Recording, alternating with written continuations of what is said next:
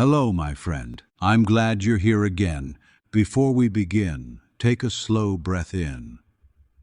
Let it travel deep into your lungs. Then exhale, slowly, softly, completely. Let the air carry away a little of what you don't need to hold. Now, let's step quietly into today's question. Why do we find it so hard to forgive ourselves for the things we did when we didn't know better?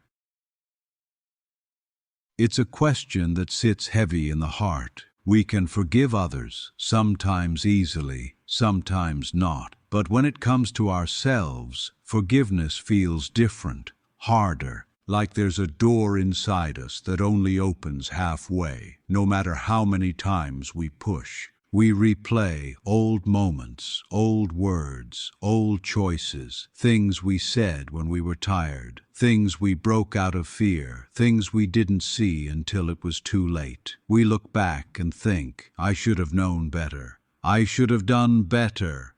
And yet, the person we're blaming is no longer the person we are. That's the strange part. We are punishing a memory. The mind knows we've changed, but the heart keeps us on trial. It keeps showing us the same scene, asking, how could you? As if repeating it will finally undo it. Maybe forgiveness feels impossible because we mistake it for erasure. We think forgiving ourselves means pretending it never happened. But forgiveness isn't denial. It's recognition. It's saying, yes, that happened, yes. I hurt someone, yes, I made a choice that didn't honor who I wanted to be. And still, I am allowed to grow. When we refuse to forgive ourselves, we trap our growth inside the very thing that hurt us. We don't just remember the pain, we relive it. We carry it like proof that we care, as if letting go would make us careless. But guilt is not the same as accountability.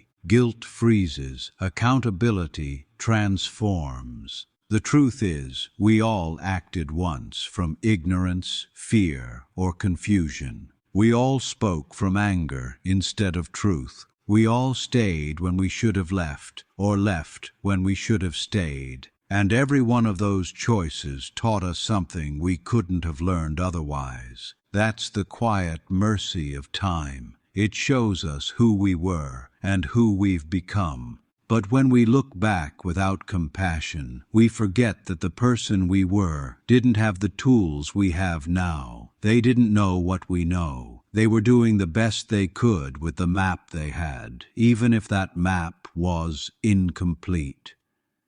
Imagine speaking to your younger self, the one who made the mistake you still carry. Would you shout at them, or would you sit beside them and say, you didn't know yet, you were trying to survive something?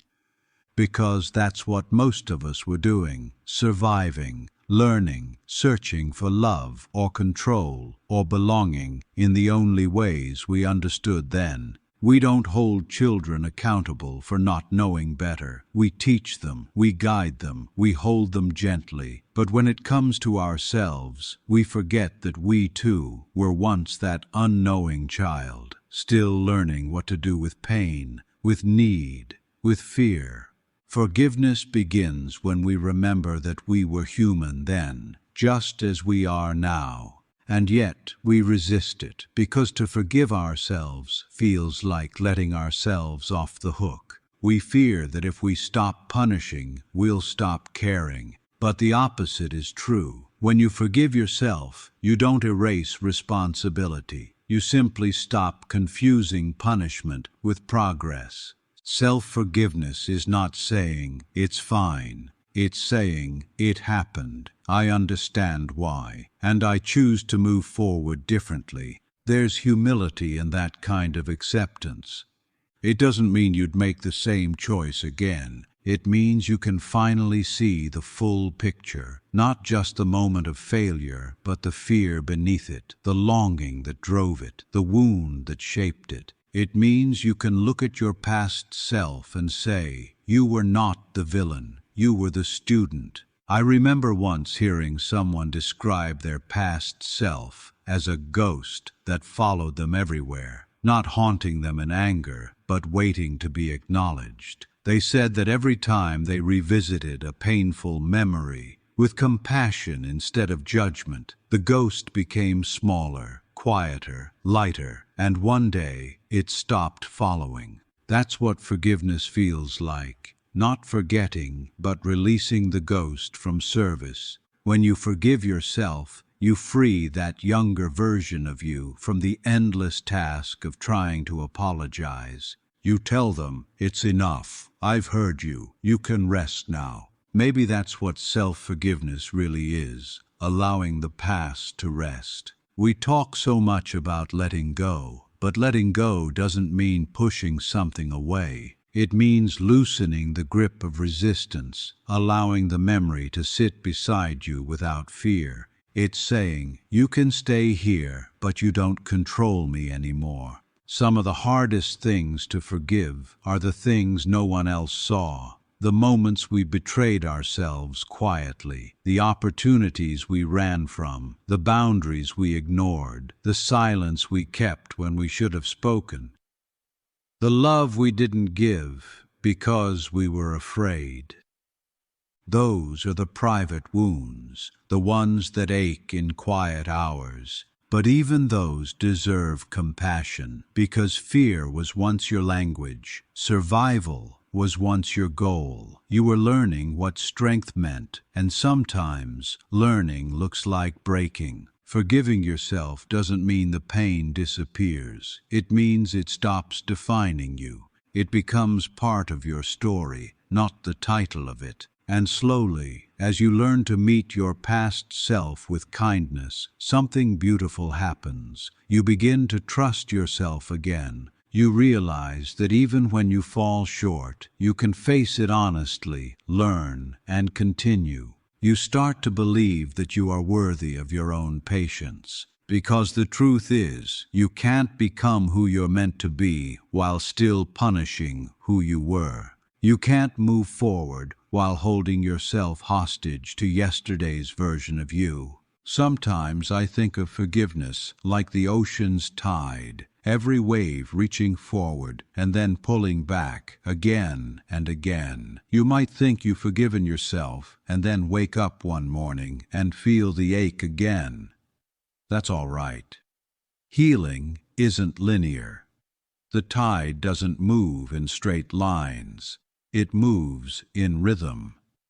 So will you. There's a quiet grace in knowing that you can meet your past with understanding instead of resistance, that you can look at your mistakes and see the human beneath them, that you can thank them, yes, thank them, for showing you who you don't want to be, and for leading you closer to who you are becoming. When we forgive ourselves, we stop being afraid of our own reflection. We start to see that even our worst days contributed to our becoming. And maybe, if we look closely enough, forgiveness isn't even the right word. Maybe it's remembrance, remembering that we've always been learning, always been trying, always been human. So if there's something you still hold against yourself, a word, a choice, a version of you that you can't quite face, try this. Sit with it. Look at it not as a judge, but as a witness.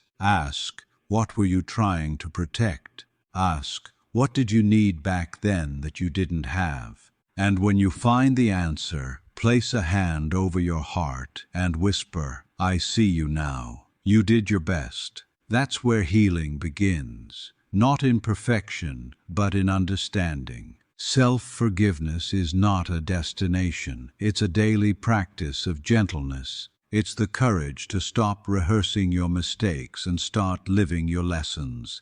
It's the willingness to let light touch the places you've kept in shadow. And with time, the weight begins to lift. You stop flinching at your own memory. You stop mistaking guilt for responsibility. And one day, you look back and realize that the story no longer hurts. It simply exists, like a stone smoothed by years of waves. You are allowed to be both the person who made mistakes and the person who learned from them. You are allowed to change. You are allowed to forgive. Because the truth is, you've already paid the price. You carried the lesson. Now it's time to live the freedom. Take one more breath. Feel the air move through you. You are not your past. You are the proof that growth is possible. And maybe that's all forgiveness ever needed to be. The acceptance that you've kept becoming, even when you didn't think you could. Thank you for being here, for giving yourself this moment to reflect. Stay gentle, stay curious, and stay kind. And if this question spoke to you, continue your journey with us on Yarven's Questions. More stories, more reflections, and more quiet truths are waiting for you. Take care, my friend. Until next time.